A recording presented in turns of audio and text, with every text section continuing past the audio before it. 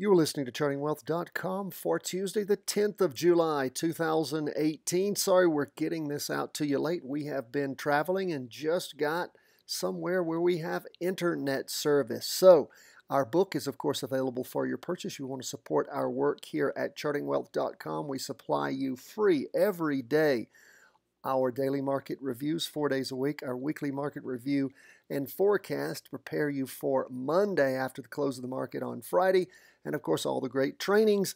The best way you can understand what we do besides going through the trainings that we put out is to buy our book. That's the absolute best way, so please do so. There's a link at the top right hand corner of your page right now. That is the video screen that will take you to a site where you can purchase it. You can also find links on the email that we send out every day. If you're not a subscriber, you need to be. In fact, subscribers get all sorts of bennies that others don't get, so please make sure to subscribe. In fact, we just put out our quarterly review. What a great chart. We keep getting great reviews from you all on that training. We do every quarter. That's only available to members. And if you're a purchaser of our book, we have a special training coming out on the 15th of June, 2-hour short chart trading, something we've never offered before, secrets and tips there. And that's going to be just for the people that buy our book. If you've already purchased it, you'll be getting a link to that training also. Let's jump into these charts. We see stocks and gold up for the day. We see 20-year bonds down about 6.4%.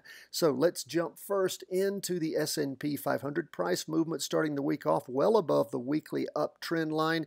We see that the price percent oscillator is bouncing off, continuing to bounce off the red signal line. Derivative oscillator looks like it's continuing to lose momentum, which is a little bit of a concern, but not a big concern. As you all know, our main indicator is, of course, that price percent oscillator. We see on the 2-day chart strong up movement on this latest 2-day candle that finished on Monday. We see that the price percent oscillator is heading up, derivative oscillator losing downward momentum. That's looking quite nice. Until the 2-day chart rotates over, we don't have a trade on the S&P 500, and of course we like trades. 4-hour charts continuing to stroke up rather nicely. Price percent oscillator moving up, derivative oscillator gaining upward momentum. So hopefully that'll pull that 2-day chart over soon enough. Then we'll have a rollback on the 4-hour chart, and it'll turn around and start moving up again in the same direction as the 2-day and the weekly.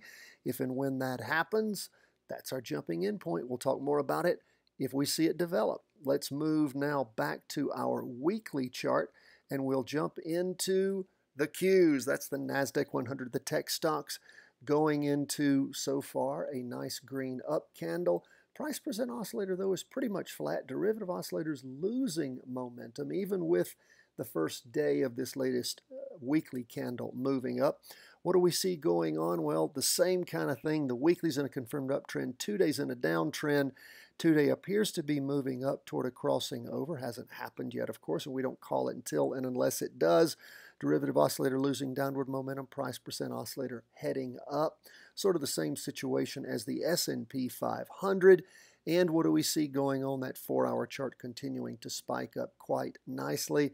We'll keep our eye on things and let you know if and when there's a trade. Now, things could roll over and start hammering down, and instead of the 2-day rotating over going up, the weekly might rotate over going down, and then we might have a short trade. So we'll keep you posted what happens and when. That's why you tune in every day, fill out your daily market and your weekly market worksheets and your trade worksheets, and you will supercharge your training.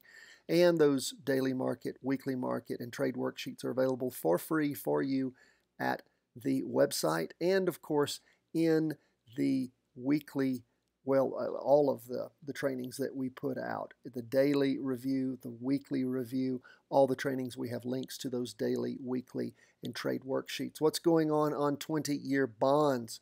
We see the price percent oscillator heading up, derivative oscillator heading up just slightly over the course of the day, even with down 0.64%. We don't have a solid red down candle. We do have a bit of a halting of some movement.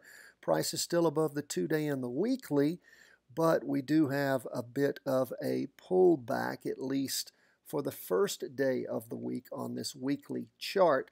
Again, haven't violated any signal lines yet, but we do see a little bit of weakness there starting the week off.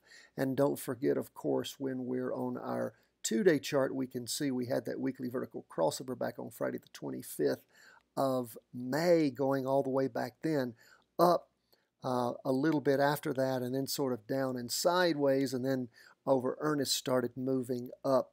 And as we watch things, we can see that the 2-day chart going flat sort of on that price percent oscillator, derivative oscillator, losing momentum, but again, still a green up candle.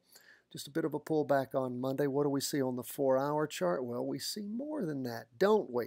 On our bigger charts, we don't see so much of a cause for concern, but on this 4-hour chart, we see big down movement in the morning followed by some more in the afternoon, but they all seem to peter out right around 122. We did have a crossover going down in the afternoon on the price percent oscillator and the derivative oscillator, which gives us some concern. Just watch and pay attention.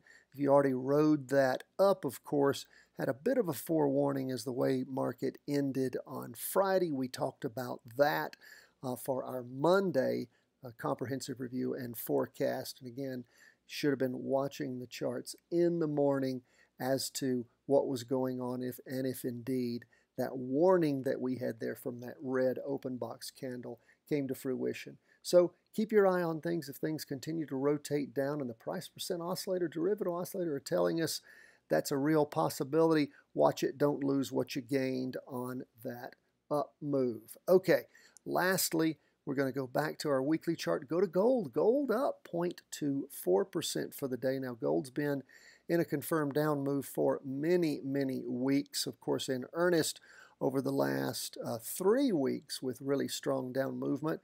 What do we see going on Monday? Well, we had that up movement, and so far, first day of this 5-day candle, we have pretty much a doji, which means indecision, tending up, and of course, pushing through the price movement through the weekly trend line. Derivative oscillator losing downward momentum. Price percent oscillator still heading down, but not at the same angle it had been, not as strong. 2-day chart, not just flat, but moving up on the price percent oscillator. Derivative oscillator losing downward momentum.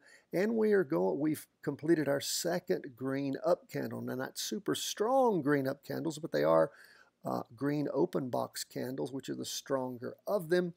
And they are moving up. Price movement, of course, is blown through the 2-day trend line with that first green candle back on the 5th.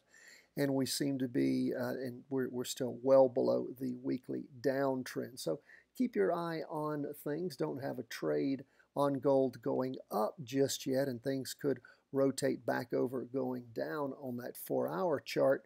We see the 4-hour chart again popped up strong in the morning, down in the afternoon. Some hope if you're looking for a short trade on gold is the derivative oscillator is losing momentum, even though the price percent oscillator is moving up.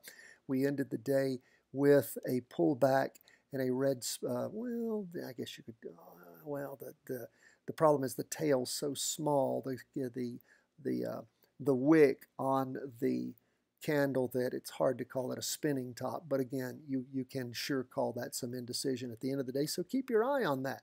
Things rotate back over on gold after this pullback that's underway and starts heading down. Might have a chance to jump in to a down move on gold. Folks, that's where we are as we end the day on Monday. And we're happy to come to you today. Just sorry that it's getting out so late. But we explained to you we were traveling this week, and we're just glad to get it out. God bless, my friends. All the best from the whole team at Charting Wealth World Headquarters.